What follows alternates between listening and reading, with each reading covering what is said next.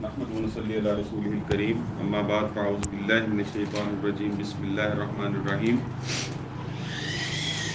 وآتوا النساء صدقاتهن نحلة فإن طبن لكم عن شيء منه نفسا فكلوه هنيئا مريئا صدق الله العظيم رب اشرح لي صدري ويسر لي أمري واحلل عقدة من لساني يفقهوا قولي اللهم ألهمنا رشدنا وأعذنا من شرور أنفسنا اللهم أرنا الحق حقا وارزقنا اتباعه وأرنا الباطل باطلا وارزقنا اجتنابه آمين يا رب العالمين. وآتوا النساء صدقاتهن نحلة اور عورتوں کو ان کے مہر جو ہے وہ بخوشی دے دو. فَإِن طِبْنَ پھر اگر وہ جو ہے وہ فَإِن طِبْنَ لَكُمْ عَنْ شَيْءٍ پھر اگر وہ جو ہے وہ خوشی سے تم کو کچھ چھوڑ دیں منہ اس سے یعنی اس مہر سے نفساً یعنی وہ پوری دلی رضامندی کے ساتھ ہو یہ معاملہ یعنی خوشی سے دل سے جو ہے اس معاملے کو کیا جائے خوشی سے چھوڑ دیں فَكُلُوا تو پھر اس کو کھاؤ ہنیئا مریئا یعنی مزیدار خوشگوار سمجھ کر کھاؤ گویا وہ تمہارے لیے درست ہے کہ اس سے تم نفع حاصل کر سکتے ہو کھا پی سکتے ہو یعنی اس میں کوئی حرج نہیں ہے. یہ آیہ مبارکہ جو ہے وہ اس حوالے سے بڑی اہم ہے کہ ہم جیسے سورہ نساء میں پڑھ رہے ہیں یہاں پر آیات کے اندر مختلف احکامات چل رہے ہیں. تو کل جس آیت پر ہم رکے تھے وہاں پر نکاح اور تعدد ازواج کے حوالے سے بات ہوئی تھی.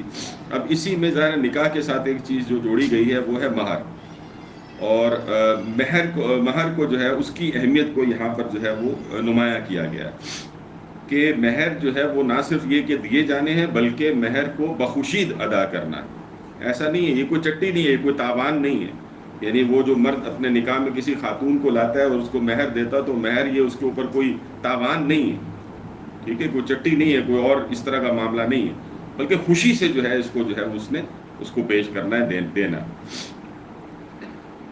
اصل میں زمانہ جاہلیت میں ایسا کچھ بھی نہیں تھا وہاں عورتوں کے حقوق سرے سے تھے ہی نہیں سمجھے آپ اکثر و بیشتر ایسا کچھ بھی نہیں تھا تو لہٰذا وہاں عورتوں کو مہر بھی کوئی نہیں دیا جاتا تھا ایسی بات نہیں تھی. اب اس میں کیا حکم دیا جا رہا ہے پہلی بات تو یہی کہی جا رہی ہے نا کہ بخوشی جو ہے اس کام کو کیا جائے. دوسری چیز یہ ہے فَأَنْصِبْنَا لَكُمْ عَنْ شَيْءٍ مِّنْهُ نَفْسًا پھر اگر تمہیں خوشی سے وہ چھوڑ دیں اس میں سے کچھ بھی یعنی اب یہ کہ وہ اپنی رضامندی سے تمہیں جو ہے وہ آدھا چھوڑ دیں کچھ چھوڑ دیں پورا معاف کر دیں تو یہ پھر ظاہر ہے جس کی ملکیت ہے ملکیت اصل میں مہر کس کی ہے مرد کی نہیں عورت کی ہے ٹھیک ہے. مرد نے وہ دے دیا وہ عورت کی ملکیت ہے عورت ہی اس پر تصرف جو ہے وہ رکھتی ہے اختیار رکھتی ہے. تو اب یہ کہ اگر وہ جو ہے وہ خود کہتی ہے کہ خوشی سے کہتی ہے کہ بھئی مجھے نہیں چاہیے ٹھیک ہے چھوڑنا چاہتی ہے آدھا چھوڑ دیتی ہے ٹھیک ہے پورا چھوڑ دیتی ہے لے کر واپس کر دیتی ہے کچھ بھی کرتی ہے ایسا خود اپنی یعنی رضامندی سے کوئی اس کے اوپر کوئی پریشر نہ ہو کوئی سوشل پریشر نہ ہو کوئی اور چیز نہ ہو تو اس کے متعلق اللہ تعالیٰ کہتے ہیں فَكُلُوهُ هَنِيًّا مَرِيًّا پھر اس کو خوشگوار سمجھ کر جو ہے اس کو کھاؤ پیو یعنی نفع اس سے تم اٹھا سکتے ہو اب تمہیں اس پر کوئی پریشانی والی ضرورت نہیں ہے یعنی کہ کوئی شخص یہ سمجھے کہ بھئی یہ مہر کی رقم ہے اب اس نے معاف بھی کر دی تو اب میں کھاؤں گا تو کیا ہوگا میرے ساتھ یہ تو میرے لیے گویا حرام ہو گئی یہ چیز ٹھیک ہے نہیں ایسا کچھ بھی نہیں ہے ٹھیک ہے. تو اسی کی پھر مزید کچھ وضاحتوں کے اندر جو ہے وہ آتا ہے کہ جیسے تفسیر قرآن کریم میں بھٹوی صاحب جو ہے وہ کہتے ہیں کہ یعنی اس کو معاف کرنے میں یہ چیزیں چند چیزوں کو دیکھا جانا ضروری ہے. یعنی بسا اوقات ایسا ہوتا ہے کہ عورت جو ہے وہ شوہر کی بدسلوکی سے بچنے کے لیے اس کی بد اخلاقی سے بچنے کے لیے اس کے برے برتاؤ سے بچنے کے لیے مہر کو معاف کر دے اور شوہر اس کو قبول کر لے تو یہ اس آیت کے خلاف بات ہوگی ٹھیک ہے. اس آیت میں جو ہے وہ کہا گیا ہے کہ خوشی سے ان کو دو اور وہ بھی خوشی سے چھوڑے تو تب تمہارے لیے معاملہ ٹھیک ہے. تو یہ تو خوشی نہیں تھی نا ان کی کہ بد اخلاقی تھی اور کوئی اور شے تھی شوہر کی کہ جس سے بچنے کے سبب انہوں نے چھوڑا تو یہ جائز نہیں ہے پھر مرد کے لیے اس طرح سے مہر کا چھڑوانا یا یہ معاملات کرنا. یا ایک صورت یہ بھی ہوتی ہے کہ دھوکہ دے کر جو ہے وہ کسی نے جو ہے وہ چھڑوا لیا. اب کیا ہے یعنی آپ جانتے ہیں نا احکامات ہیں یعنی خاص طور پر جب طلاق کے معاملات ہوتے ہیں تو اس کے اندر جو ہے وہ ظاہر فرق ہے کہ ایک مرد جب طلاق دیتا ہے تو اب اس کا مہر جو ہے اس کا کیا معاملہ ہوگا ہم نے پیچھے احکامات پڑھے بھی تھے. اور ایک یہ ہے کہ ایک عورت ہی خلا لے لیتی ہے تو پھر اس کا کیا معاملہ ہوتا ہے. لیکن ایک کیفیت یہ بھی ہوتی ہے نا کہ آپ نے دھوکہ دے دیا اور دھوکہ دے کر اس کو جو ہے چکری چپڑی باتوں میں لا کر کسی بھی طریقے سے اس سے جو ہے وہ معاف کروا لیا پہلے تو مہر اور اب سوچا ہوا تھا طلاق دینے کا کہ طلاق دے دی جائے تو طلاق دے دی، تو یہ درست نہیں. یہ سارے کے سارے ہتھ کنڈے، اس قسم کے کوئی بھی کام جو ہے وہ اس آیت کی صریحاً خلاف ورزی ہے، اور اس کے یعنی اس کی اصل اسپرٹ اور اصل معنی اور مفہوم سے ہٹی ہوئی چیزیں. امین احسن اصلاحی تدبر میں جو ہے وہ اس بات کو وضاحت کرتے ہیں، یہ جو لفظ استعمال ہوا ہے نا یہاں پر نحلہ کا جو لفظ ہے، تو یہ جو نحل ہے یہ کسی کو کچھ دینے کا، اس کا مطلب یہ ہوتا ہے کسی کو کچھ دینا، یعنی یہ کسی کو بھی کچھ دینے کے مترادف یہ بات ہے. لیکن یہاں چونکہ وہ نساء کا لفظ ہے اور بیویوں کے لیے استعمال ہوتا ہے، تو بیوی کو کچھ دینے سے مراد یہاں پر مہر ہی لی جائے گی. یہاں پر عام طور پر کوئی پاکٹ منی یا کوئی اور شے نہیں لی جائے گی، اس سے مراد جو ہے وہ بہرحال مہر ہی لی جائے گی. اور جیسے کہ ہم نے پیچھے پڑھا تھا نا، یعنی کہ وہ جو عدل کی شرط پیچھے ہم نے دیکھی تھی، تو جہاں نکاح کے ساتھ جو ہے وہ عدل کی شرط کو جو ہے کھڑا کیا گیا، وہاں مہر کی ادائیگی یہ بھی جو ہے وہ گویا شرط ہے نکاح کی. اس حوالے سے تو بلکہ تفہیم القرآن میں مولانا مودودی نے جو ہے یہاں تک بھی لکھا ہے کہ حضرت عمر رضی اللہ تعالیٰ عنہ اور قاضی ابن شریح، وہ آپ جانتے ہیں قاضی شریح جو ہے، ابن نہیں، قاضی شریح جو تھے کافی معروف ہے، بڑے بڑے فیصلے ہیں ان کے. تو وہ جو تھے انہوں نے جو ہے وہ یہاں تک بھی کہا ہے کہ اگر کسی خاتون نے جو ہے وہ کسی وقت میں معاف کر دیا اور اب پھر اس نے مطالبہ کر دیا، تو شوہر کو مجبور کیا جائے گا کہ وہ اس کو دے. ٹھیک ہے، کیونکہ اس سے یہ ظاہر ہوتا ہے کہ وہ اپنی خوشی سے چھوڑنا نہیں چاہتی تھی، پھر اس نے مطالبہ کر لیا ہوا مہر کا.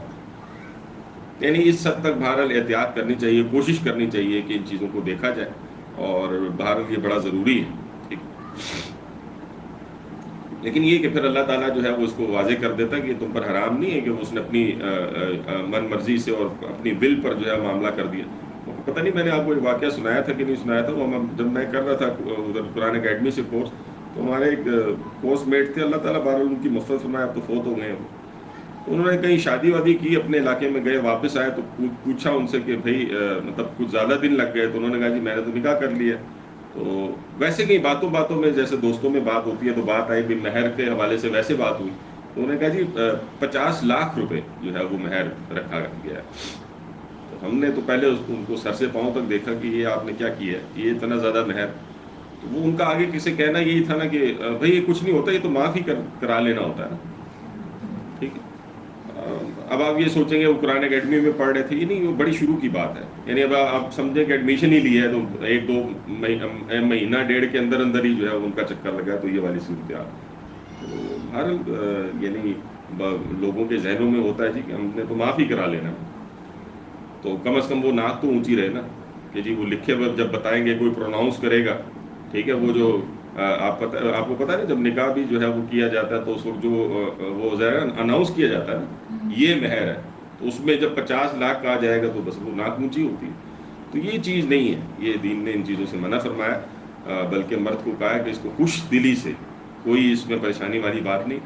اور پھر اس میں پھر ظاہر سی بات ہے کہ اس کا مہر کی پھر مزید بھی تفصیلات ہیں، یعنی اس میں وہ عرف بھی دیکھا جاتا ہے، اس کے اندر اس مرد کی اپنی استطاعت بھی دیکھی جاتی ہے. یہ ساری چیزیں ہیں جو بہرحال اس میں مزید تفصیلات کے اندر شامل ہیں.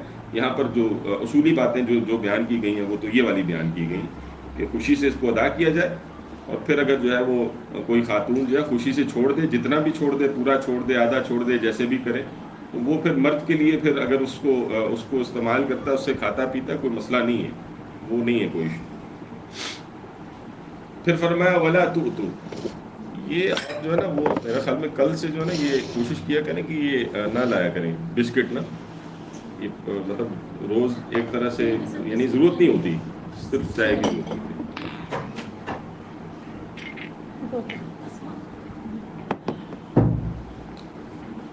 فرمایا ولا تؤتوا السفهاء اموالکم، اور نہ دو بے عقلوں کو، سفہاء کو. یہ سورہ بقرہ کے شروع میں بھی یہ لفظ آتا ہے نا، یعنی جو بے وقوف ہیں ان کو نہ دیا کرو، اموالکم اپنے مال، التی جعل اللہ لکم قیاما، کہ جو اللہ نے تمہارے لیے یعنی قیامن یعنی گزران کا ذریعہ بنایا. وَارْزُقُوهُمْ فِيهَا، اور انہیں اس سے کھلاتے رہو، وَاكْسُوهُمْ، اور پہناتے رہو. یعنی کھلانا پلانا جو ہے اور پہنانا ہے یہ تمہارے ذمے ہے. یہ ظاہر ہے یہ وہی ولی والی بات ہے، اور وہ جو مال یتیم کو اس کے حوالے کرنے کے حوالے سے جو ہے وہ بات آ رہی ہے. اور خاص طور پر اس میں سفہا کے لفظ کے اندر اب اس کے اندر وسعت بھی پائی جاتی ہے، اس وسعت کو ابھی ہم دیکھ لیں گے. لیکن مجموعی طور پر تو بات وہی آ رہی ہے کہ جو یتیم ہے تو اس کا مال دینے کے اعتبار سے جب بات ہے تو وہ جو بے عقل ہیں ان کو مال جو ہے وہ نہ دو، اور بلکہ اس میں ایک بڑی پوائنٹ کی جو بات ہے نا جس کو سمجھنے کی ضرورت ہے، اور ڈاکٹر صاحب نے اس کو ہائی لائٹ کیا، وہ یہ ہے کہ یہ الفاظ دیکھیں، یہ ہے اموالکم، تمہارے مال. حالانکہ یہ تو ان کے مال تھے نا، مطلب مال یتیم جو ہے وہ تمہارے مال تو نہیں ہو سکتے نا، وہ تو ان کے تھے. تو یہاں پہ یہ بات سمجھائی جا رہی ہے کہ جب تک کہ وہ سفہا ہے نا تو وہ مال تمہارے ہیں، یعنی اب ان کو پروٹیکٹ کرنا تمہارے ذمے ہے. جو ولی ہے، جو ذمہ دار ہے، اس کے ذمے ہے کہ وہ ان کے مالوں کو پروٹیکٹ کرے، اور ان کے لیے جو ہے وہ پھر ورزقوہم فیہا، اور یہ جو ورزقوہم فیہا ہے نا، ان کو کھلاتے رہو پلاتے رہو، اور پھر وکسوہم پہناتے رہو. اس میں یہ بات بھی شامل ہے کہ یعنی اس کے اندر جو ہے نا کوئی آپ سمجھے کہ کوئی کنجوسی اور بخل والا معاملہ نہیں ہونا چاہیے.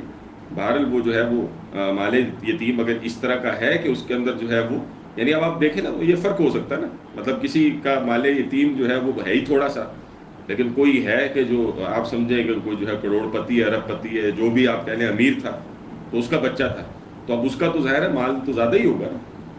تو اب اس میں جو ہے وہ ایک انسان کنجوسی سے کام لے رہا ہو، نہیں ایسا نہیں کرنا. آپ نے جو ہے وہ بس جس طرح کی صورتحال ہے اس میں یعنی ولی نے خیال کرنا ہے، اس کو اس طرح سے کھلاتے پلاتے اور پہناتے رہنا، یہ والے معاملات کرنے. وقولوا لهم قولا معروفا، اور ان سے پھر معقول بات جو ہے وہ انسان کرتا رہے. اب اس میں کیا احکامات ہیں؟ اس میں ایک چیز تو میں نے کچھ چیزیں تو ابھی آپ پر واضح کر دی ہیں. مزید یہ کہ ڈاکٹر صاحب نے بیان القرآن میں جو ہے وہ اس حوالے سے مزید بھی ایک بات کہی ہے. وہ یہ کہی ہے کہ یہ جو برطانوی دور تھا نا، جب ہندوستان میں یعنی برطانیہ قابض تھا، تو وہاں پر کورٹ آف وارڈز ہوتی تھی، کورٹ آف وارڈز، ٹھیک ہے. یعنی کوئی بڑا جاگیردار ہے، وہ جو ہے وہ مر گیا، اب اس کا کوئی بیٹا شیٹا ہے، کوئی ہے اس طرح کا، کوئی یتیم ہے، لیکن وہ جو ہے نا وہ کوئی ہے بڑا آوارہ قسم کا، یعنی اگر اس کے ہتھے مال چڑھے گا تو بیڑا گرک ہوگا. اصل میں دیکھیں یہ مال کا مسئلہ ہم سمجھتے رہتے ہیں میرا مال، ہمیں بہت ساری چیزیں اپنی لگ رہی ہوتی ہیں، وہ اپنی نہیں ہوتی. آگے چل کر تو ہم پڑھیں گے وہ. اب دیکھیں نا وراثت کے اعتبار سے بھی انسان کی کیا چیز ہوتی ہے. وہ جو رسول صلی اللہ علیہ وسلم نے کہتا ہے نا، فرمایا نا کہ انسان کہتا ہے مالی مالی، میرا مال میرا مال، تو رسول نے فرمایا اس کا تو وہی ہے جو اس نے کھا لیا پہن لیا اور اس نے جو ہے وہ پھر ذخیرہ کر دیا آخرت کے لیے. باقی کیا، باقی تو ورثہ کا ہے. ٹھیک، اس اعتبار سے بھی دیکھا جائے تو ایسا ہی ہے. اور دوسرے اعتبار سے دیکھا جائے تو یہ ظاہر ہے کہ یہ ایک ظاہر ہے کلیکٹیو. یہ تھوڑا دروازے بند کر دیں، یہ بڑی ڈسٹربنس سی ہے پتہ نہیں. اچھا، اعوذ باللہ من الشیطان الرجیم. تو دوسرا جو ہے نا وہ پھر یہ ہے کہ ہم یہ سمجھتے ہیں کہ یہ بس ہمارا ہی ہوتا ہے نا، ہم لگے رہتے ہیں. اچھا پھر خاندان کے اندر، یعنی میں اپنی فیملی کے اندر ہوں تو وہاں پہ بھی یہ میرا ہے جی، ہمارا ہے، ہم یہ سمجھ نہیں، ہم ایک معاشرے کا حصہ ہوتے ہیں. اس بات کو ہمیں سمجھنے کی ضرورت ہوتی ہے. یہ جب ہم کسی یعنی ایک شخص کہہ سکتا ہے نا کہ یتیم کے ساتھ زیادتی ہو رہی ہے، تو وہ تو میں کر رہا ہوں نا، اپنے گھر میں کر رہا ہوں، میں تمہیں کیا تکلیف ہے. یہ آج ہوتی ہے نا باتیں ایسی. تو یہ ایسا نہیں ہے، یہ معاشرتی مسائل ہوتے ہیں. یعنی یہ معاشرہ جو ہے اس کا کسٹوڈین ہوتا ہے. اصل میں یتیم کا بھی یا ان بے سہارا لوگوں کا کسٹوڈین اصل میں معاشرہ ہوا کرتا ہے. ٹھیک ہے، آپ نے کسی کو ولی بنا دیا، وہ معاملات ہو گئے، وہ ایک اپنی جگہ پر قانونی معاملات ہیں، وہ چیزیں ہیں، لیکن بحیثیت مجموعی ایک معاشرہ ظاہرہ ان چیزوں کا کسٹوڈین ہوتا ہے. تو ان چیزوں کو جو ہے وہ بہرحال ذہن میں رکھنا چاہیے. تو وہاں جو کورٹ آف وارڈز کا معاملہ تھا، وہاں کیا ہوتا تھا، وہ جاگیردار ہے، کوئی بیٹا ہے آوارہ سا، تو حکومت کیا کرتی تھی، وہ ساری کی ساری نا وراثت جو تھی ہوتی تھی نا، اس کو اپنے قبضے میں کر لیتی. ٹھیک ہے. اور پھر یہ کہ پھر ورثاء جو تھے ان کے سالانہ وظیفے مقرر کر دیے کہ بھئی یہ بیڑا گرک نہ کریں اس کا، یہ تو خود جاہل ہے، یہ پتہ نہیں کیا کریں گے اس کے ساتھ. اب وہ جو ارینجمنٹ کر رہی ہے وہ تو وہ آپ کا سمجھے کہ برطانوی حکومت کر رہی ہے، یعنی سال کی کچھ نہ کچھ وظیفے نکال کے ان کو دے رہی ہے تاکہ ان کا گزران ہو اس طریقے سے. اور پھر یہ کہ جب کوئی رشد والے لوگ آئیں، آگے آ بھی رہی ہے بات، تو پھر ان کے حوالے کیا بھی جا سکتا ہے. ٹھیک ہے. تو بہرحال یہ چیزیں جو ہے وہ ہمیں ملتی ہیں کہ اس طرح سے کی جا سکتی ہیں. تفسیر قرآن کریم کے اندر جو ہے وہ جیسے میں نے کہا نا کہ اس کے اندر مزید وسعت بھی پائی جاتی ہے کہ یہاں پر سفہاء کا لفظ استعمال ہوا نا، یعنی یہاں پر یتیم کا لفظ استعمال نہیں ہوا بلکہ سفہاء کا لفظ استعمال ہوا. تو بحثیت مجموعی تو یتیمی کی بات ہو رہی ہے، لیکن اس میں اب مزید بھی لوگ شامل ہو جاتے ہیں. یعنی اسی میں چھوٹے بچے ہیں وہ بھی شامل ہو جاتے ہیں، یتیم نہ بھی ہو، چھوٹے بچے ہیں تو وہ بھی شامل ہو جاتے ہیں. اور اسی کے اندر جو ہے وہ یہ بھی لکھتے ہیں کہ ایک نات تجربہ کار بیوی بھی شامل ہوتی ہے اس میں. یعنی بعض خواتین ہوتی ہیں جو کہ مال خرچ کرنے میں اب ان کو ظاہر سینس نہیں ہے، معاملات نہیں ہے، تو پھر اب اس صورت میں، اور اسی میں پھر وہ کہتے ہیں کہ نادان یتیم بھی شامل. تو اب ان سارے کیسز میں مال جو ہے وہ ایسے لوگوں کے حوالے نہیں کیا جائے گا، بلکہ یہ ولی کی ذمہ داری ہوگی کہ ان کا انتظام کرے اور ان کے مال جو ہے ان کے حوالے نہ کرے. اور اسی حوالے سے پھر جو ہے رسول اللہ صلی اللہ علیہ وسلم کی جو ہے ایک حدیث بھی ہمیں ملتی ہے جس میں آپ صلی اللہ علیہ وسلم نے یعنی ابو موسیٰ رضی اللہ تعالیٰ سے یہ مروی ہے کہ رسول اللہ صلی اللہ علیہ وسلم سے وہ بیان کرتے ہیں کہ 3 آدمی جو ہے وہ اللہ تعالیٰ سے جو ہے وہ یعنی جب دعا کرتے ہیں تو ان کی دعا جو ہے قبول نہیں کی جاتی. 3 آدمی ایسے ہیں، آدمی سے مراد ہے یعنی انسان، 3 لوگ ایسے کہ جن کی جو ہے وہ دعا پھر اللہ کے ہاں قبول نہیں ہوتی. نمبر 1 وہ ہے کہ جس کی بیوی بد اخلاق تھی، بد خلق تھی، پھر بھی اس نے اس کو طلاق نہیں دی. اس کا کیا مطلب ہے ابھی دیکھ لیتے ہیں. چلیں یہ بیچ میں ویسے جملہ معترضہ کے طور پر آئے گی کیونکہ یہ حدیث کا یہ والا حصہ تو ظاہر ہے ان چیزوں سے متعلق نہیں. دوسری بات کیا ہے، وہ آدمی جس کے ذمہ مال تھا مگر اس نے اس پر کسی کو گواہ نہیں بنایا. کوئی قرض دیا، کوئی معاملات کیے، لیکن اب اس نے اس پر کسی کو گواہ نہیں بنایا، تو اب ایسے شخص کی بھی دعا قبول نہیں. اور تیسرا شخص اس کی دعا قبول نہیں ہوتی. رسول صلی اللہ علیہ وسلم نے فرمایا کہ وہ آدمی جس نے کسی سفیہ کو، سفہاء وہ جمع ہے نا، سفیہ کی جمع ہے سفہاء، کسی بیوقوف کو اپنا مال دے دیا، جبکہ اللہ نے منع فرمایا کہ تم بیوقوفوں کو اپنے مال مت دو. یہاں پر منع فرمایا نا اللہ تعالیٰ نے، وَلَا تُؤْتُوا السُّفَهَاءَ أَمْوَالَكُمْ. تو جب تم نے دے دیا تو پھر دعا قبول نہیں ہوتی. اب دعا قبول نہ ہونے سے یہاں کیا مراد ہے؟ یعنی یہاں دعا قبول نہ ہونے سے مراد یہ نہیں ہے کہ ایک انسان دعا مانگ رہا ہے اور یہ وہ، بلکہ اس سے مراد یہ کہ اب دعا مانگ بھی رہا ہے یا معاملات کر بھی رہا ہے تو اس نے اپنے معاملات میں گڑبڑ ایسی کر لی ہے کہ اب اس کا درست ہونا مشکل ہو گیا. مثلا یہ جو پہلی ہے نا، وہ جس کی بیوی بدخلق تھی پھر بھی اس نے اس کو طلاق نہیں دی. یعنی اب اس میں دیکھیں نا آپشنز تو 2 ہی ہیں نا، کہ ایک شخص جو ہے وہ اس کی بدخلقی پر یا تو صبر کرے، یہی ہے نا، یہی ہو سکتا ہے نا. یعنی دیکھیں ہو کیا سکتا ہے، چلے اس کو دیکھیں نا. ایک چیز تو یہ ہے کہ ہو سکتا ہے کہ اس پہ صبر کرے، لے کے چلتا رہے، تو دین میں اس میں بھی کوئی ممانعت نہیں ہے، اور بہرحال اس کے لیے بہرحال ایک اجر ہے. اور اس حدیث کے تحت اس کے اوپر کوئی تعان نہیں ہو رہی کہ اس کی دعا قبول نہیں ہوتی. اس کا مطلب یہ نہیں ہے کہ اس کی دعا قبول نہیں ہوتی.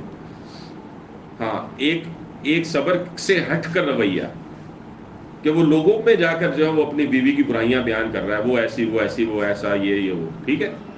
اب وہ بد اخلاق بھی ہے اور وہ جا کر باہر بیان بھی کر رہا ہے، تو پھر اس سے کہیں درجے بہتر تھا کہ وہ باہر جا کے کچھ کہنے کی بجائے اس کو طلاق دیتا. ہونا یہ چاہیے تھا نا. تو یہ جو اس نے طلاق نہیں دی، تو یہ جو باہر اب وہ یہ سارا کچھ کر رہا ہے، یہ ہے جس کو یہاں پر کہا کہ دعا قبول. نہیں اب وہ جس بھی ڈھول کو پیٹ رہا ہے اس سے ہونے والا کچھ نہیں ہے. ٹھیک ہے، کرنے کے جو کام تھے وہ تھے، یا صبر کرتا یا طلاق دیتا. اور جو دوسری چیز ہم نے دیکھی اس حدیث میں وہ آدمی جس کے ذمے میں مال تھا مگر اس نے اس پر گواہ نہیں بنایا. اب تو آپ نے کوئی قرض لے دیا، کوئی معاملات کیے اور اس کے اندر جو ہے وہ گواہ نہیں رکھے، اور کسی وقت میں وہ مکر گیا مقروض. اب وہ جو ہے وہ قرض دینے والے نے کھپ ڈالی ہوئی ہے چاروں طرف، تو اب دعا قبول نہیں ہوتی سے مراد یہ کہ اب کیا وہ اللہ تعالیٰ کے ذمے نہیں ہے. اب وہ ٹھیک ہے، مطلب وہ اب جو کچھ ہوا ہے وہ ظاہر ہے اس کا ذمہ دار وہ خود ہے. کلیئر ہو گئی یہ بات. اور تیسری بات، وہ آدمی جس نے سفیہ کو اپنا، اب اس کو پتہ ہے کہ بھائی بیوقوف ہے، اس کو مال دوں گا تو گڑبڑ ہوگی، تو یہ آیت بیان کرتی تھی کہ ایسے کام نہ کیے جاتے، لیکن پھر بھی کیے اس نے. تو آپ ان تینوں چیزوں میں دیکھیں نا، جب اللہ کا حکم تھا تو اللہ کے حکم کو توڑ کر اپنی سائنس لڑائی ہے، تو اللہ سے کیا دعا مانگ رہا ہے؟ کہنے کا مطلب یہ، اب اللہ سے کیا چاہ رہے ہو؟ جب اللہ نے تمہیں بتایا تھا کہ اس کام کا ڈسپلن یہ تھا، یہ ایسے کرنا تھا، تو تم نے وہ تو اختیار کیا نہیں. تو جب وہ اختیار ہی نہیں کیا تو ذمہ اللہ کیسے لے اس چیز کا؟ یہ ہے کہ جو یہ بات سمجھائی جا رہی ہے. کلیئر ہوگی یہ چیز بات؟ سفی کا جو ہے نا یہ نہیں بس کون سے سفی کو مال دینا، مطلب ایک تو ہم کوئی لال بھی دے دیتے ہیں، جی جی ایسے ہی دے دیتے ہیں زندگی میں نہیں، ایک مال دینے سے کیا مراد ہوتی ہے؟ مال دینے سے مراد یہ تو نہیں ہے کہ 10 روپے بچے کو دے دیے کہ ٹافی کھاؤ، یہ نہیں ہوتا نا مراد تو یہ ہوتی ہے کہ آپ نے اس کو ایک ملکیت، کوئی بڑی چیز دے دی ہے نا. سے کوئی وراثت تو ہوگی نہیں، جب بندے کی ڈیتھ ہوتی ہے تب ہی اس کو وارث ہوتے ہیں نا، تو خود والدین اگر کوئی چیز دے رہے ہیں، جس کو بزنس دے رہے ہیں، اس طرح کی بات دیکھ ہاں اب بزنس ہی آپ نے ایک چھوٹے سے بچے کو پکڑا دی ہے، وہ جو ہے وہ سفی ہے، ابھی وہ یعنی اپنی عقل اور شعور کی عمر کو پہنچا ہی نہیں ہے. اب اگر اس کے اندر بیڑا غرق ہو رہا ہے تو کیا کر رہا ہے وہ؟ یعنی آیت تو بیان کر رہی ہے کہ وہ جو بیڑا غرق ہو رہا ہے وہ تو تم نے خود ہی اپنا کیا، اپنے پاؤں پہ خود کلاڑی ماری ہے. اسی لیے وہ پھر کہا جاتا ہے نا کہ اگر اولاد کو بھی آپ نے ایک کام کرنا ہے، یتیم کو بھی کرنا ہے، بیوی کو بھی کرنا ہے، تو اگر آپ نے چلیں یعنی کسی وقت میں دینا بھی ہے نا، یہ معاملات کرنے بھی ہیں، تو طریقہ کار یہی ہے نا کہ پہلے آپ تھوڑا دیں، اس کو تھوڑا ٹرین کریں ان چیزوں میں. یعنی وہ ہمیشہ تو سفی نہیں رہے گا نا، اب اس کو تھوڑا سا، وہ کہتے ہیں نا بچوں کو اپنے ساتھ لے کے جایا کریں، تھوڑا سا جو ہے ان کو بھی پتہ چلے کس طرح سے ڈیلنگ ہوتی ہے، یہ معاملات ہوتے ہیں، تاکہ یہ کہ وہ پھر اس سے ایک پختگی پیدا ہوتی ہے کہ کس طرح سے جو ہے وہ خرچ کرنا ہے، کیا معاملات کرنے ہیں. سر جیسے فادر ان لا ہے، وہ اگر سمجھے کہ اس کا بیٹا فوت ہو گیا، اس بچے ہیں یتیم اور بیوی ہیں، تو ان کا مال وہ رکھ لے، جیسے اکثر یہی ہوتا ہے، وہ کہتے ہیں کہ یہ جو نادان ہے یہ ابھی آگے آ جائے گی باتیں نا، تو پھر ہم دیکھ لیں گے. اگر پھر بھی کوئی جواب نہ ملا نا تو پھر آپ دوبارہ کیجیے گا اس بات، ٹھیک ہے؟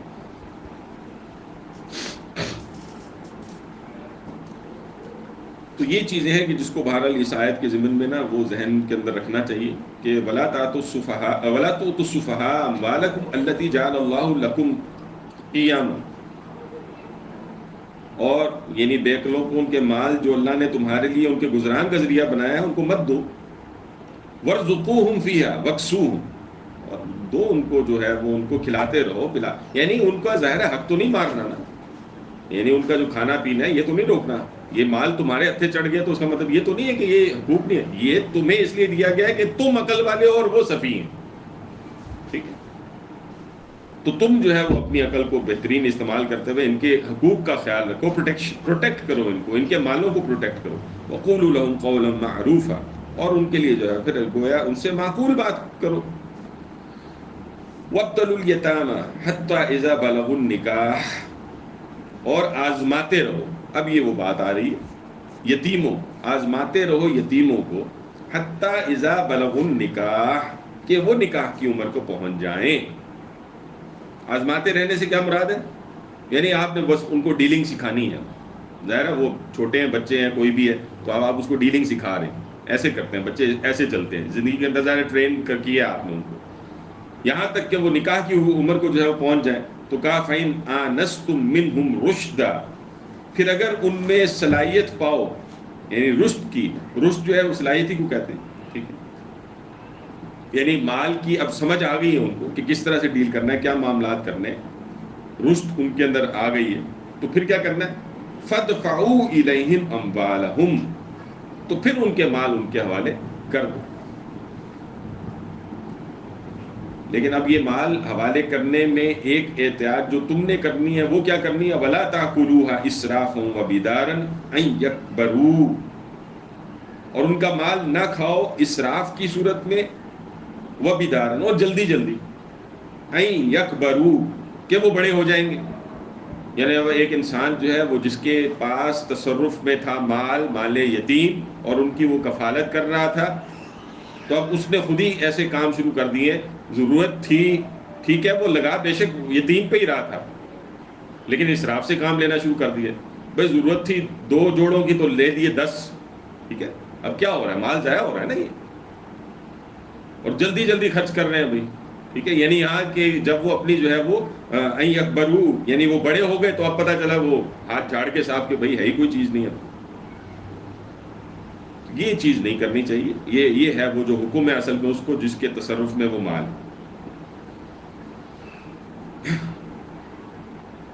اس میں کافی تفصیلات ہیں، یہ بھی میں آپ کے سامنے رکھتا ہوں، پہلے ہم ترجمے سے ذرا گزرتے ہیں. ومن کان غنیا، اور جو کوئی ہو پھر غنی، فلیستعفف، تو وہ پھر بچتا رہے. کیا مطلب ہے؟ یعنی مال یتیم سے جتنا بچ سکتا ہے ایک انسان کو بچنا چاہیے، اس میں تصرف اپنا نہ ہو، بھئی یہ اس کا ہے، یہ اس کی پراپرٹی ہے، اس پہ اس کی نظر نہ ہو، وہ اپنے مال پر اور اپنے جو اللہ تعالیٰ نے اس کو دیا اس پر گزارا کرے، بلکہ اگر ممکن ہو تو اسی سے یعنی یتیم کی کفالت بھی کر رہا ہے، اس کے مال کو پروٹیکٹ، یعنی یہ بھی ایک یعنی آپ سمجھیں نا کہ آپ سمجھیں کہ یہ جو ہے یہ احسان کی صورت ہوگی نا، کہ انسان جو ہے وہ اگر اتنی اس کے پاس استطاعت ہے، اللہ تعالیٰ نے اس کو اتنا غنی کیا ہوا ہے کہ اگر وہ مال یتیم میں سے خرچ ہی نہیں کر رہا اور اس کی کفالت کر رہا، بہت بڑا درجہ ہے، ظاہر سی بات ہے اس میں کہ ٹھیک ہے جی بڑا ہوگا تو اس کو دیں گے، ابھی اس کو اتنا ادھر ہی پروٹیکٹ رکھو، اور چلو یہ میرے تو اللہ تعالیٰ نے مجھے جو ہے وہ ایک بہت بڑی نعمت سے نوازا ہوا ہے کہ مال ہے، تو آپ اسی کے ذریعے سے وہ معاملات کر رہے ہیں۔ لیکن ومن کان فقیرن، لیکن اگر وہ ہو حاجت مند، یعنی وہ جو ولی تھا نا، یعنی جس نے جو ہے وہ اب کفالت کرنی تھی، معاملات کرنے تھے، یتیم تھا اس کے گھر میں، اب وہ خود حاجت مند ہے، خود فقیر ہے، غنی نہیں ہے، تو پھر کیا کہا فَلْيَأْكُلْ بِالْمَعْرُوفِ، تو وہ دستور کے مطابق کھائے۔ کیا مطلب؟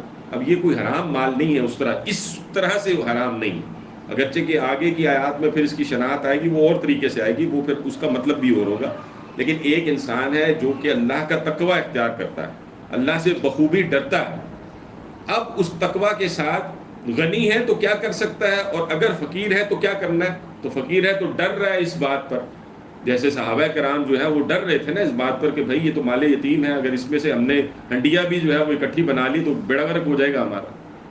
آیات بھی آگے آیت بھی آ رہی ہے کہ وہ مال یتیم کو جو ہے وہ تاکل النار کے ساتھ جو ہے جوڑا گیا ہے، یہ پیٹوں میں آگ بھرنے سے مترادف قرار دیا گیا، تو اس اعتبار سے چیزوں کو دیکھا جائے تو انسان بہت ہی محتاط ہو جاتا ہے، ظاہر تقویٰ کے تحت تو بہت محتاط ہو جائے گا۔ تو اللہ تعالیٰ نے جو ہے وہ اس بات کو کہا ہے کہ معروف کے درجے میں، اب ظاہر وہ بھی فقیر ہے، وہ خود حاجت مند ہے، تو اگر وہ بھی ہنڈیا پکی ہے، کوئی معاملہ ہوا ہے اور اس مال یتیم کے ساتھ وہ جب ڈیل کر رہا ہے تو خود بھی اس سے فائدہ اٹھا رہا ہے، تو کوئی اس میں حرج کی بات نہیں۔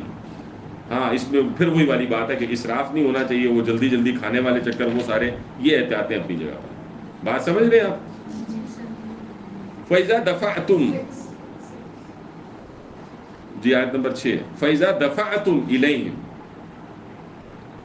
اور پھر جب ان کے مال ان کے حوالے کر دو، الیہم اموالہم، فیضا دفعتم الیہم اموالہم، اور پھر جب ان کے مال ان کے حوالے کر دو، فاشہدوا الیہم، تو ان پر گواہ کر دو۔ کیا مطلب ہے؟ اب یعنی یہ ایک معاشرتی مسئلہ ہے، آپ نے بالکل اوپنلی اس معاشرے کے اندر اس بات کو واضح کر دینا ہے کہ بھائی میں اس کے مال کا پروٹیکٹر تھا، یہ تھا اس کا مال، اور آج کے دن میں نے جو ہے نا یہ اس کو حوالے کر دیا جو کہ اس کی امانت ہے، تاکہ کسی کے دل میں کوئی اشتباہ نہ رہے، کوئی یہ نہ سمجھے کہ بھائی یہ تو یتیم کے مال کو کھا گیا اور یہ ہو گیا وہ ہو گیا، بلکہ پبلکلی گویا ایک طرح سے یہ بات ہے کہ آپ جو ہے وہ یعنی اس پر پبلکلی سے مراد یہ کہ گواہی ہے نا، یہ تو نہیں ہے کہ کوئی آپ نے مسجد میں اعلان کرانا ہے، کہنے کا مقصد ہے کہ کوئی گواہ جو ہے اس کے اوپر ہونے چاہیے، کوئی دو گواہ ہونے چاہیے کہ جس کے جو اس بات پر گواہی دیں کہ بھائی اس نے اپنی ذمہ داری ادا کی، اور آج کے دن جو ہے وہ یہ گویا اب اس سے اکاؤنٹیبلٹی نہیں ہے، بلکہ اس نے یہ مال یتیم کو دے دیا، تاکہ کل کو یہ بھی نہ ہونا کہ وہ یتیم کہیں اب اس عمر کو پہنچا تو وہ مکر جائے، وہ ڈال دے اس کے اوپر، اس کی کوئی بدنیتی آ گئی ہے، اس کے دماغ میں کوئی خناس پیدا ہو گیا ہے، تو وہ اب اس پہ ڈالے کہ بھائی تم نے تو میرا مال مجھے دیا ہی نہیں۔ تو اب یہ گواہ اس لیے ضروری ہے کہ اگر کوئی پھڈا بنے، کوئی معاملات ہوں، تو یہ گواہ ہوں اس چیز کے کہ نہیں بھائی یہ ادا ہو گیا، دے دیا گیا۔ دیکھیں یہ اسلام نے کانٹریکٹس کا یہی اصول بیان کیا، چاہے وہ قرض کی صورت میں ہو، چاہے وہ نکاح کی صورت میں ہو، نکاح میں بھی تو گواہان ہوتے ہیں نا، ان کی کیا ضرورت ہے؟ یہی ضرورت ہے اصل میں، ٹھیک ہے؟ اور یہاں پر بھی جو ہے وہ یہی ضرورت ہے کہ یتیم کا مال جب اس کے حوالے کیا جا رہا ہے تو پھر جو ہے وہ گویا اس پر گواہ ہونے چاہیے۔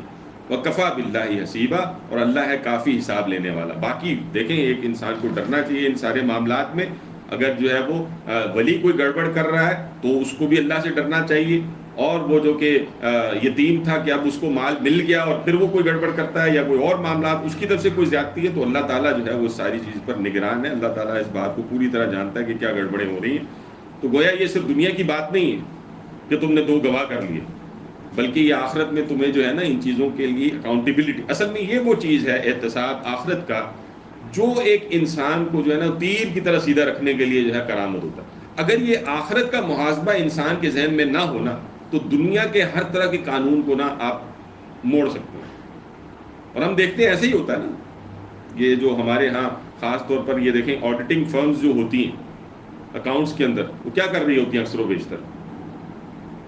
یعنی بہت سارے کیسز میں تو وہ آپ سمجھیں کہ یعنی قانون تو ہے اپنی جگہ پر نا، تو اس کی گنجائشوں سے وہ فائدہ اٹھا رہے ہوتے ہیں کہ ٹیکسز جو ہے نا وہ کم سے کم لگیں، ایسا کر رہے ہوتے ہیں نا. تو قانون ہے، اور قانون تو ہے اپنی جگہ پر، لیکن قانون کے ان شکوں کے اندر جو ہے نا وہ آپ نے ایسا پلے کیا کہ ایک اچھا چارٹرڈ اکاؤنٹنٹ ہوگا یا کوئی ہوگا جو فرم ہوگی، اس کی کوشش ہوگی کہ یہ اس پہ کم سے کم ٹیکس لگے نا. تو قانون کے ساتھ تو یہ ہو جاتا ہے سارا کچھ. ہاں، آخرت سے ایک بندہ ڈرنے والا ہے تو پھر اس کے حق کو ادا کرے گا جس کا وہ حق ہے. پھر انسان جو ہے اس میں اس کی سوچ بالکل فرق ہو جاتی ہے، پھر ویسے نہیں سوچتا. اب اس میں کچھ مزید چیزیں جو ہے اس کو نوٹ کر لیجئے. تفسیر قرآن کریم میں بھٹوی صاحب نے اس بات کی وضاحت کی ہے کہ یہاں پر جیسے جو ہے وہ یعنی وقت الیتام حتی اذا بلغوا النکاح، یہاں پہ یعنی یہاں پر جو ہے وہ پہنچ جانے کا بلوغت کا ذکر جو ہو گیا ہے، تو بلوغت کے اعتبار سے جو ہے وہ یہ کہتے ہیں کہ مرد کی علامت جو ہے وہ تو احتلام ہے، جبکہ عورت کی جو ہے وہ حیض ہے. ظاہر دین ان چیزوں کو نمایاں کرتا ہے تاکہ انسان جو ہے وہ گمراہی کا شکار نہ ہو کسی بھی طرح سے. ٹھیک، اور اگر یہ چیزیں نمایاں نہ بھی ہوں تو زیر ناف کا بالوں کا آ جانا جو ہے یہ بھی خود بلوغت کی جو ہے وہ علامت ہے.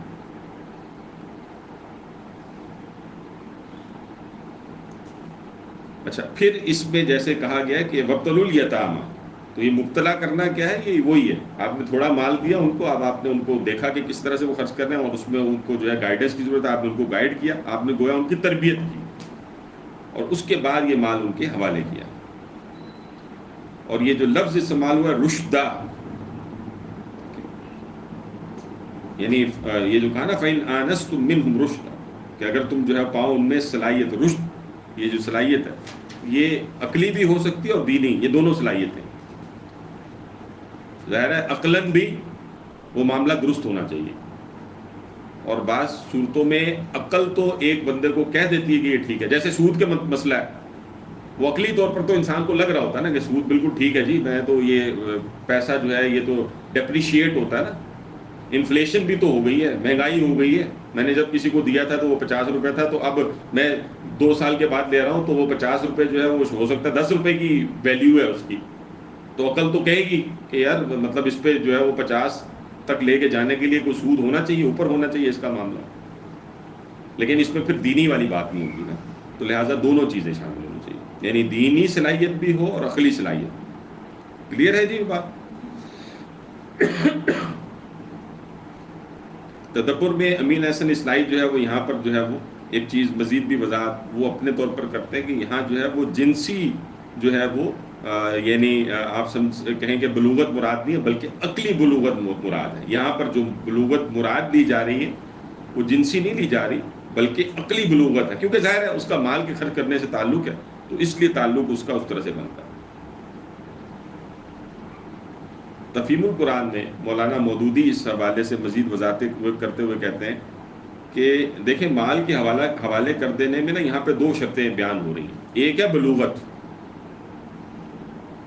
تو اس سے وہ مراد تو وہ جنسی بلوغت ہی لیں گے، جس کی وضاحت تفسیر قرآن کریم کے حوالے سے ہم نے وہ پیچھے وہ بھی پڑھ کر ابھی ہیں. لیکن دوسری ہے چیز رشد، جس کا لفظ یہاں پر استعمال علیحدہ سے ہوا، تو وہ ہے کہ مال کو صحیح استعمال کرنے کی اہلیت.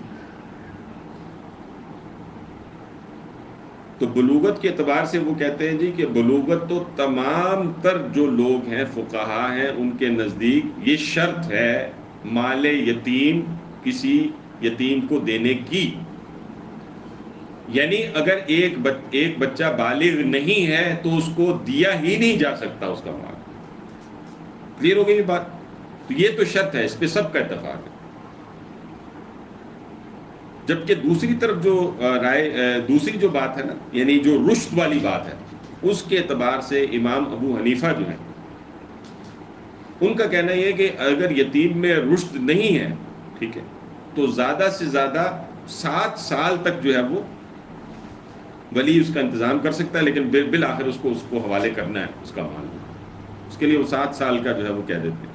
لیکن پھر انہی کے اسٹوڈنٹس ہیں امام ابو یوسف جو ہے وہ اصل میں تو اسٹوڈنٹ کس کے ہیں؟ امام ابو حنیفہ کے ہیں. ہم جانتے ہیں بہت سارے کیسز میں یہ فقہ حنفی جو ہے نا، فقہ حنفی اس کو ذہن میں رکھیے گا، امام ابو حنیفہ کی رائے پر مشتمل نہیں ہے ساری، یہ ان کے اسٹوڈنٹ سے نیچے جنہوں نے اختلافات بھی کیے ہیں، یہاں پر بھی اختلاف ہے۔ امام ابو یوسف جو ظاہر انہی کے اسٹوڈنٹ ہیں، امام محمد بھی انہی کے اسٹوڈنٹ ہیں، ان کے سب سے بڑے جو اسٹوڈنٹس ہیں وہ یہ دو ہی ہیں اصل میں، امام محمد، امام ابو یوسف، اور پھر امام شافعی۔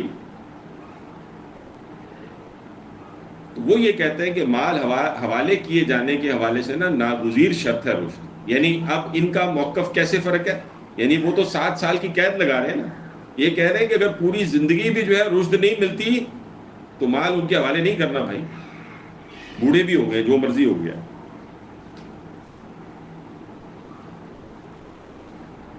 کلیئر ہے جی بات یہ؟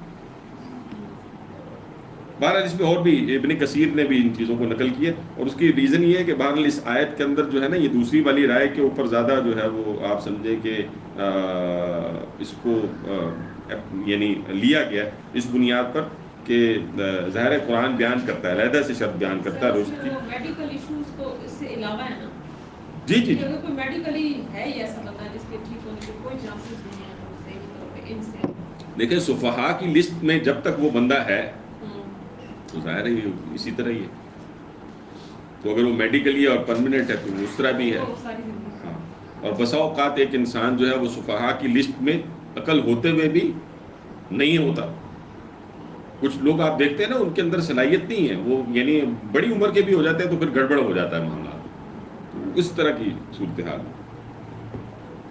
بہرحال یہ وہ مختلف چیزیں ہیں جو کہ اس آیت میں ساری عمر وہی مطلب اس کا مالک ہو جاتا ہے اس مال کا، اس کو پتہ ہے نہیں مالک نہیں ہوتا، مالک یتیم ہوتا ہے، اس کو ذہن میں رکھیں، مالک یتیم کسٹوڈین ہے، آپ یہ کہہ لیں، یہ اس کے مال کا کسٹوڈین ہے، یہ مینیجر ہے، مینیج کر رہا ہے اس کے، یعنی وہ زیادتی، اور میں نے جیسے پہلے اس بات کی وضاحت کی ہے کہ یہ معاشرتی مسئلہ ہے، یہ صرف ایک یتیم کی آنکھ لگا کے بس اتنا دیکھنے کا مسئلہ نہیں ہے، ایک معاشرتی مسئلہ ہے، ایک معاشرے کے اندر یتیم ایک پوری کیٹیگری ہے، یا صفحاء ایک کیٹیگری ہے، اور اس کیٹیگری کو ڈیل کیسے کرنا ہے وہ ہے جس کا ذکر یہاں پر مجموعی طور پر کیا جا رہا ہے۔ یہاں وہ ایک سمجھے کہ بھائی میرے گھر کا یتیم ہے، نہیں، یہ اگر اس طرح دیکھے گا تو وہ تو بالکل ہی اس نے ایک نیرو جو ہے وہ اپنی ایک اینک لگا لی ہے جس کے اندر چیزوں کو دیکھ رہے ہیں، ایسا نہیں ہے۔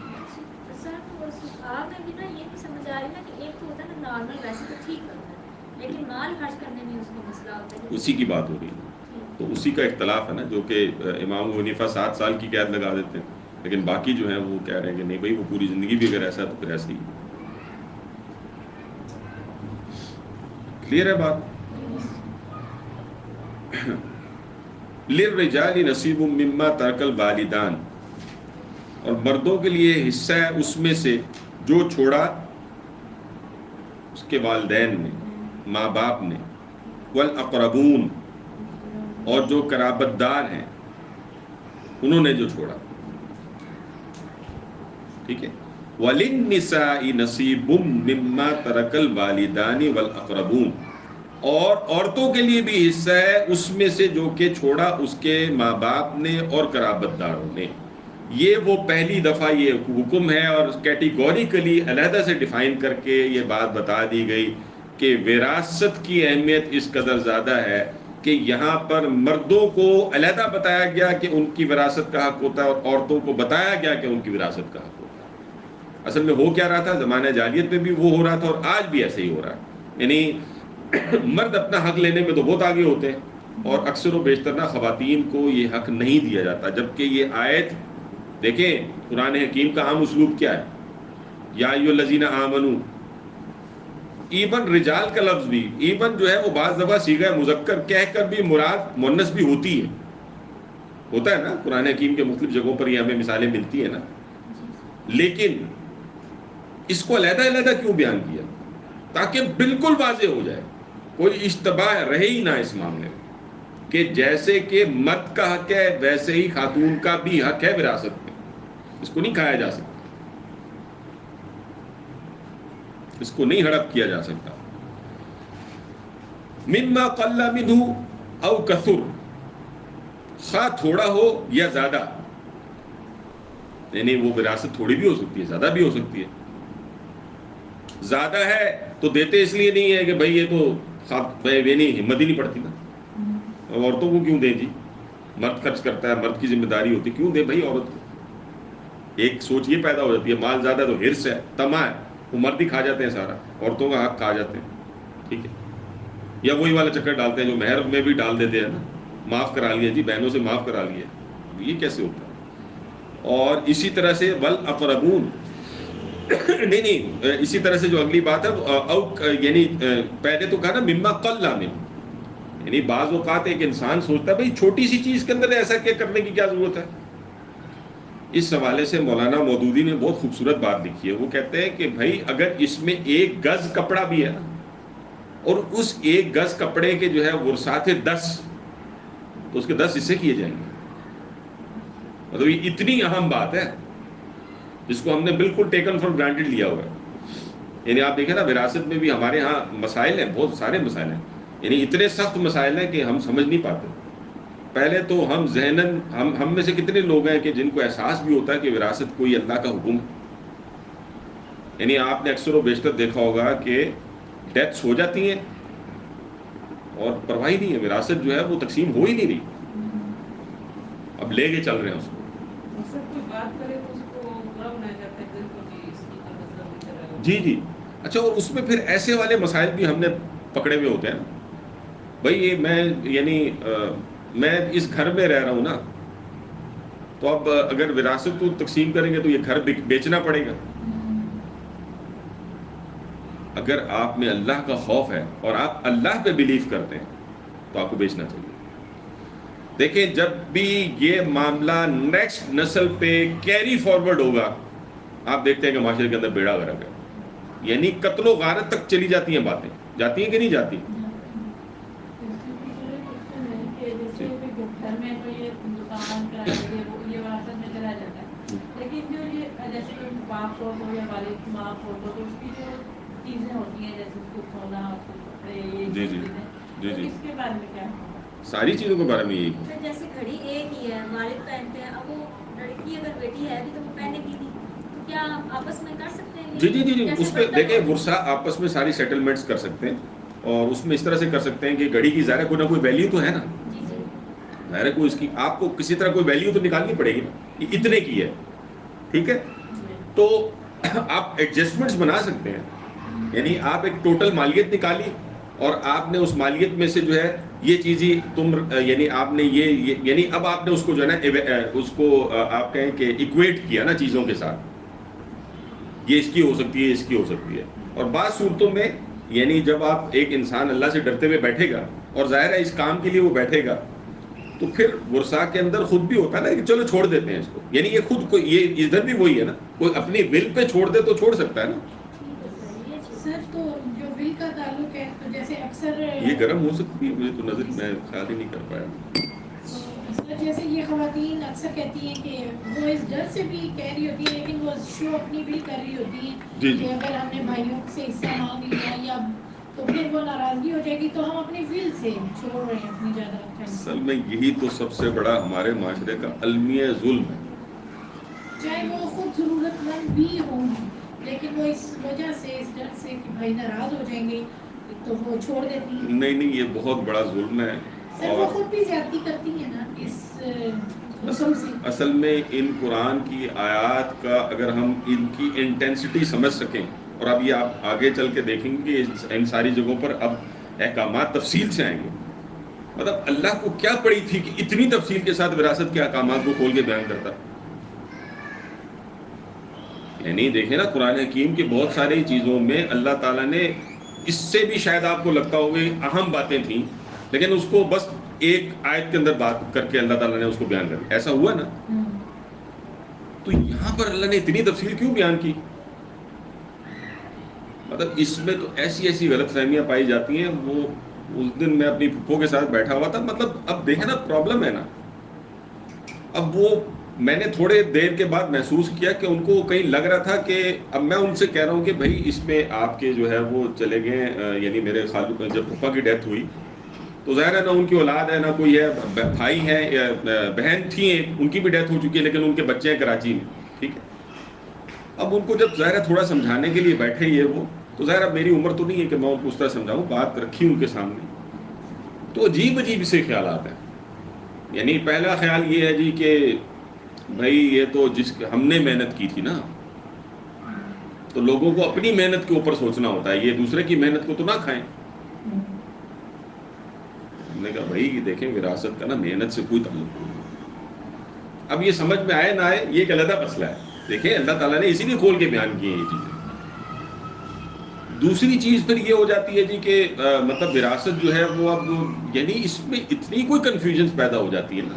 اچھا یہاں تک کہ ایک وقت میں نے محسوس خود کرنا شروع کیا کہ پھپھو نا مجھے بھی کہیں سمجھ نہیں ہے پھپھا کے وراثت میں اپنا کوئی حصے دار، تو میں نے ان کو کلیئر کیا، میں نے بالکل اپنے ہاتھ کھڑے کر کے میں نے کہا آپ مجھے کدھر کنسیڈر کرتے ہیں، میں تو ہوں ہی نہیں، میں جو آپ کے سامنے یہ بات رکھ رہا ہوں میری اس میں کوئی بھی منفیت نہیں ہے، ایک ٹیڈی پیسے کی منفیت نہیں ہے، کیونکہ اپنے پھپھا کی وراثت میں میں تو حقدار نہیں ہوں نا۔ اب اس پہ بھی وہ تعجب کا شکار ہو گئی، بھائی یہ کیسے ہو سکتا ہے، تم میرے بھتیجے ہو، ٹھیک ہے۔ اب ان کو سمجھا رہے نہیں بھائی ہوں گا بھتیجا لیکن اس کا مطلب تھوڑی یہی۔ اب آپ دیکھیں اس قدر ہم جو ہے وہ ان آیات سے ان چیزوں سے آگاہی نہیں۔ اچھا اور یہ چیزیں تو صحابہ کرام میں بھی، آپ کو میں ایک بات بتاؤں، یہ علم الفریضہ کہلاتا ہے نا، صحابہ کرام میں بھی سب اس کی اہلیت نہیں رکھتے تھے، یعنی یہ بہت مشکل علم ہے۔ جب آپ ان آیات کو پڑھیں گے نا تو جس طرح سے بیان کیا گیا ہے یہ تو کیس ٹو کیس آپ کو بڑا سوچ سمجھ کے معاملات کرنے پڑیں گے۔ اس میں اللہ تی بھائی یہ وہ فلاں، اس کا اتنا اس کا حصہ، اس کا اتنا حصہ، جب آپ اس چکر میں جاتے ہیں تو صحابہ کرام میں بھی کم لوگ ہوا کرتے تھے جو واقعتاً اس کے حوالے سے ایک اتھارٹی رکھتے تھے کہ لوگوں کو بتایا کرتے تھے کہ یہ ایسا کرنا ہے ایسے کرنا ہے، ٹھیک ہے۔ سر ایک سوال ہے، ایک منٹ میں بات کر لوں اس کے بعد کیجیے گا جی۔ اب ہوتا یہ ہے کہ ہمارے ہاں عام طور پر کیا ہوتا ہے، یعنی ہم میں پہلے تو یہ حصی بیدار نہیں ہوتی کہ ہم نے یہ کام کرنا ہے، دوسری بات ہے کہ ہم چیزوں کو ڈال دیتے ہیں ڈیلے پہ، تیسری چیز یہ ہوتی ہے کہ ہم میں اگر ایک مذہبی رجحان بیدار ہو بھی گیا ہے تو میں خود ہی ان چیزوں کو ڈیل کرنے کے پیچھے لگ جاتا ہوں، جبکہ میں دینی طور پر بھی اس کی اہلیت نہیں رکھتا تھا کہ میں اس کو ڈیل کر پاتا، ٹھیک ہے۔ تو تقویٰ کا تقاضا کیا، یعنی حقیقت بات کیا تھی، حقیقت بات یہ تھی کہ پھر جو یہ لوگ ظاہر ہے یہاں دارالافتاء بھی ہیں، معاملات ہیں، آپ جو ہے وہ لوگوں سے یعنی رابطہ کر سکتے ہیں اور آپ اپنی پوری ایفرٹ کریں کہ اب یہ ہے بھائی میری صورتحال اور آپ بات، یعنی ہمیں اس کی جس کو کہتے ہیں نا ہماری راتوں کی نیندیں حرام ہو، کہ ہم پتہ کریں کہ یہ کیسے اللہ کا حق ادا ہو، یہ اصل میں تو اللہ کا حق ہے نا، یعنی یہ وراثت کا حق جو ہے یہ تو اللہ نے قرار دیا، تو پہلا حق تو اللہ ہی کا ہے نا، اور پھر ورثہ کا تو ہے ہی ہے، ظاہر ہے اس طرح سے دیکھا جائے تو یہ چیزیں کوئی چھوٹی چیزیں نہیں ہیں، اسی لیے اللہ نے ان کو کھول کر بیان کیا، اور یہاں پر اس بات کو واضح کر دیا گیا کہ مردوں کے لیے ان کا حصہ اور خواتین کے لیے ان کا حصہ، واضح کیا کہ ان کا حصہ، اسلام نے اس کو تسلیم کیا۔ جی سوال کیجیے، جزاک اللہ۔ جی سر کیا یہ زندگی میں وراثت کی تقسیم ہو جانی چاہیے، یعنی کہ وہ زندہ انسان اور وہ دے دے تو کوئی حرج نہیں؟ یہ بھی ہم عجیب و غریب کام ہی کرتے ہیں، وراثت کہتے ہی تب ہیں جب ایک انسان دنیا سے چلا جاتا ہے، اس سے پہلے وہ وراثت ہوتی ہی نہیں ہے، تو یہ ہمارے دماغوں میں، یعنی ہم بعض دفعہ ایسے پری ایمپٹیو میئر لینے کی کوشش کرتے ہیں جو کہ اللہ تعالیٰ، دیکھیں نا یہ بالکل ایسا ہی ہے کہ ایک شخص کے مردہ ہونے سے پہلے اس کو غسل وہ والا دے دیا جائے جو مردے کو دے دیا جاتا ہے، تو ایسے دے سکتے ہیں نہیں کر سکتے۔ اچھا اس کی ٹیکنیکلٹیز ہے نا، مطلب آپ نے فرض کریں یہ جائیداد ہے، آپ نے آج کسی کو دے دی تو ظاہر ہے اس کی ویلیو آج کچھ اور ہے، اس وقت کچھ اور ہوگی، تو یہ اپنے وقت پہ ہی ہے، یہ وقت سے پہلے یہ کام نہیں ہو سکتے۔ وراثت بنتی ہی تب ہے جب ایک شخص دنیا سے چلا جاتا ہے، جانے کے بعد اب جو ملکیت میں چیز ہے اس کے اوپر فیصلہ کرنا ہے، تو یہ زندگی میں نہیں ہو سکتے یہ کام۔ سر ایک کوشچن یہ ہے کہ جی جی اگر ہم نے پہلے تو ہمیں دیکھیے نہیں تھا، اس سے پہلے ہم نے لائف جو ہم نے ڈیل کر دی چیزوں کی، جی جی اس کا کیا طریقہ تھا؟ دیکھیں اگر اس کا کوئی بھرپائی ممکن ہے تو کریں، یعنی آپ کو اگر بڑی بڑی چیزیں پتہ ہیں کہ اس کے اندر یہ گڑبڑیں ہوئی تھیں تو وہاں پر اگر فرض کریں کسی کا حق آپ نے کھا لیا تھا تو آپ اس کو دیں، آپ اس کو دیں اور توجہ دلائیں لوگوں کی، لیکن آپ اپنے تو ذمہ دار ہیں ہی نا، دوسرا نہیں سمجھتا تو آپ تو ذمہ دار ہیں، تو اس کو تو کریں، سر جیسے لیکن اگر کوئی جی کریں اپنی زندگی میں کوئی اگر اپنی اولاد میں کوئی مال تقسیم کرتا ہے تو اسے برابر حصوں میں بنا دے، وراثت کے اصولوں کے مطابق تقسیم. دیکھیں وہ ہدیہ ہے، زندگی میں دیا ہوا مال ہدیہ ہے، وہ وراثت نہیں ہے. اور وہاں جو دین حکم قرار دیتا ہے وہ اس کو کہتا ہے کہ برابری کی سطح پر دیکھو چیزوں کو. وہاں پہ آپ کیسے کہیں گے کہ ایک خاتون کو میں جو ہے وہ مطلب ہے کہ 2 حصے جو ہے وہ مرد کو دینا چاہیے اور آدھا جو ہے وہ بیٹی کو دینا، وہاں کیسے کہیں گے؟ یہ پریکٹس ہوئی ہے تو اس میں ہو رہی ہے. جی ہو رہی ہے نا، آج کل تو یہ ساری پریکٹسز ہو رہی ہیں. ہدیہ بھی دیا ہے نا، تو پھر وہ قانون وراثت کا یوز کیا. جی بیٹے کے اتنے حصے تو بیٹی کے اتنے. جی سر جس ضروری ہوتی ہے نا وہ بیٹی کے پاس ہی جاتی ہے، تو وہ پھر وہ جنیت جب ہوتی ہے وہ بہت عجیب. اچھا میں حیران اس چیز پہ ہوں کہ جب ہم دینی ایک سیکنڈ میں حیران اس چیز پہ ہوتا ہوں کہ جب ہم والدین ہوتے ہوئے یہ کہتے ہیں کہ ہماری اولاد آپس میں لڑے نہ، تو ہم ان کو بٹھا کے قرآن کیوں نہیں پڑھاتے کہ نہ لڑے نا وہ. ایک بات دوسرے دیکھیں، یہ اللہ نے ہر شخص کی آزمائش کو کھڑا کیا نا ایک جگہ پہ، یہ اس کی بھی تو آزمائش ہے نا. ظاہر ہے وراثت کی تقسیم میرے لیے جب یعنی کسی کا کوئی جاتا ہے تو اس کے بعد اس کے ورثاء کے لیے بھی آزمائش ہے نا. تو وہاں اللہ تعالیٰ دیکھنا چاہتا ہے نا کہ ابھی اس حساب سے چلتے ہیں کہ نہیں چلتے جو میں نے ان کے اوپر آزمائش رکھی تھی. تو آپ اس آزمائش کو پیچھے کی طرف قابو کرنے لگے ہو، آپ الٹی طرف نکل گئے ہیں. آپ ان کی یہ تربیت کیوں نہیں کرتے کہ بھائی میں دنیا سے جاؤں گا تو یہ بھائی یہ اللہ کے حکم ہیں، یہ اللہ کے احکامات ہیں، ان چیزوں کو دیکھو، میں یہی نصیحت کر کے جا رہا ہوں، یہی انہیں پہ عمل کرنا ہے اور یہی میں تمہیں سمجھا بھی رہا ہوں. یہ تو کبھی ہم نے کیا ہی نہیں. کرنے کا کام یہ تھا، سکھانا یہ تھا، بتانا یہ تھا، یہ تو کیا ہی نہیں. جیسے ہم زکوٰۃ کے معاملے میں بھی ہم پہ پڑھ چکے ہیں، مطلب دیکھیں مرد کے اوپر بیوی کی زکوٰۃ تو نہیں ہے نا. اب مرد اگر دے گا تو احسان کے درجے میں ہے، وہ ایک علیحدہ مسئلہ. لیکن اس کی حقیقت کو ذرا دیکھیں مال جو ہے وہ اصل میں صاحب مال کے اوپر زکوٰۃ ہے نا. تو اگر بیوی ملکیت رکھتی ہے تو زکوٰۃ اس پہ، اور زکوٰۃ تو خود بھی ویسے تزکیے سے ریلیٹڈ چیز ہے نا. تو آپ مجھے بتائیں نا کہ جو یعنی مال آپ کا زکوٰۃ میں دوں تو تزکیہ میرا ہوگا آپ کا ہوگا؟ آپ کا کیسے ہوگا؟ آپ کی تو کوئی کمی واقعی ہی نہیں ہوئی، آپ تو وہیں پہ وہیں کھڑے. ٹھیک ہے، اب جس نے دیا کہ بھائی میرے پاس یہ تھا، یہ سونا تھا اور میں نے اس میں سے یہ اللہ کی راہ میں دیا کیونکہ یہ اللہ نے میرے اوپر ذمہ رکھا تھا، تو میرا تزکیہ ہوا پھر وہاں.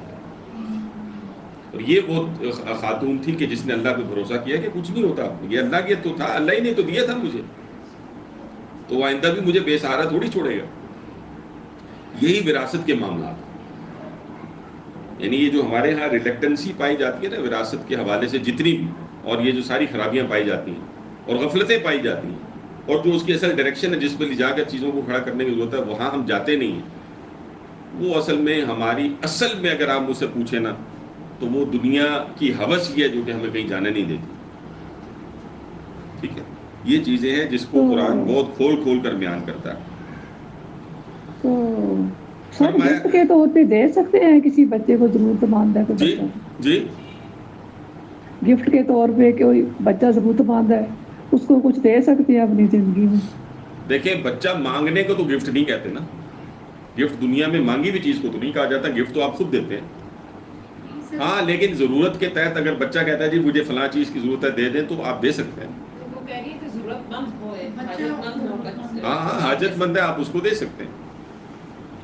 لیکن اس میں بھی پھر یہ ہے کہ احتیاطیں برتیں. مطلب اگر ایک اولاد کو آپ دے رہے ہیں، فرض کریں کہ آپ ایک دیکھیں اب یہ حکمتوں کی بات ہے نا، بہت ساری چیزیں حکمتوں سے بھی ڈیل ہوتی ہے نا. مطلب مثال کے طور پر آپ کا ایک بچہ ہے وہ غریب ہے اور ایک بچہ ہے جس کو اللہ تعالیٰ نے جو ہے وہ بہت کچھ دیا ہے. ٹھیک ہے، تو آپ اس بڑے بچے کو بٹھا کے سمجھا تو سکتے ہیں نا. یعنی ہم گڑبڑ کرتے ہیں، ہم اس کو دے دیتے ہیں، اس کو پوچھتے بھی نہیں ہیں، وہاں سے نفرت پیدا ہو جاتی ہے. تو عدل قائم کرنا ہے نا. تو عدل کا ایک طریقہ تو کیا ہے، یعنی جتنا آپ نے اس کو دیا اتنا آپ نے اس کو بھی دیا. یہی ہے نا، ہونا تو یہی چاہیے نا. ارریلیٹو کہ وہ امیر تھا یا غریب تھا، ایسی بات ہے نا. لیکن زیادہ اس سے بہتر بات یہ نہیں تھی کہ آپ اپنی اولاد کو ذرا اپنے ساتھ ہی رکھتے نا. آپ اپنے اس بچے کو بٹھا کر کہتے کہ بیٹا تمہارا بھی یہ حق بنتا ہے، لیکن اگر تم تھوڑی سی ہمت پکڑو تو وہ تمہارا بھائی جو ہے وہ زیادہ اس کا حقدار ہے.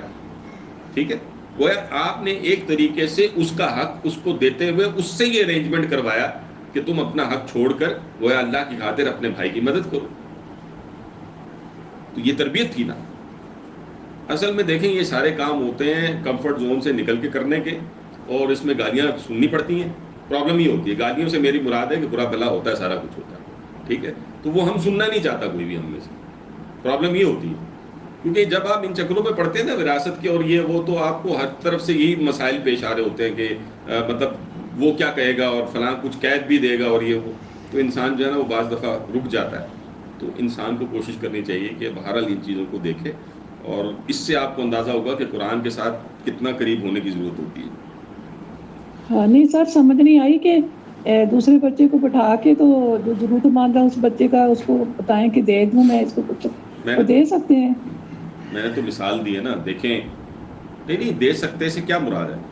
دے سکتے سے میں نے تو آپ کے سامنے میں چلیں مثال کو واضح کر دیتا ہوں نا. میں نے تو مثال یہ رکھی ہے کہ آپ نے ایک کو فرض کریں 10,000 روپے دینے تھے، وہ تھا ضرورت مند، وہ تھا آپ کو پتا ہے کہ ضرورت مند تھا، اور دوسرا بچہ تھا اس کی قطعاً کوئی ضرورت نہیں تھی.